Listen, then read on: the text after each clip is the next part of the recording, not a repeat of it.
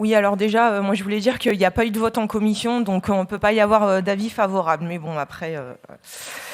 on prend les mêmes et on recommence. Voilà comment résumer le renouvellement sur la politique économique de la région Auvergne-Rhône-Alpes. Rien ne change sauf la structuration de l'offre pour que la région soit plus visible et puisse afficher son fameux logo de partout.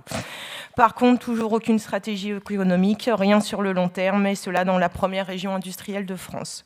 Vous restez dans ce vieil adage productiviste des années 70, produire plus, toujours plus, n'importe quoi, mais produisez, ne vous inquiétez pas, on le fera consommer. Et surtout, il faut aller à la conquête de nouveaux marchés, quitte à faire le tour du monde pour le vendre. Le primordial reste de conquérir ces nouveaux marchés, lesquels on ne sait pas, mais il faut en conquérir. On poursuit aussi la politique de guichet sur les aides aux entreprises, sans aucun critère sur l'attribution des subventions, ni aucun bilan. Vous ne vérifiez pas si ces aides ont créé de l'emploi, ou ont permis d'investir dans l'entreprise, ou vont directement dans la poche des actionnaires. Vous donnez des chèques en blanc, en croyant au bon sens des patrons d'entreprise, et sans jamais regarder les résultats. Or, l'évolution de l'industrie dans notre région est en baisse chaque année. Les résultats ne sont donc pas satisfaisants. Des entreprises partent ou disparaissent, laissant les salariés sur le carreau et le savoir-faire industriel partir aux oubliettes. À l'image de Syntatrek, dans l'Isère, dans le secteur de l'automobile, dont l'entreprise est menacée de faillite à cause d'un patron voyou et de donneurs d'ordre, PSA et Renault, toujours les mêmes, qui du jour au lendemain arrêtent leurs commandes.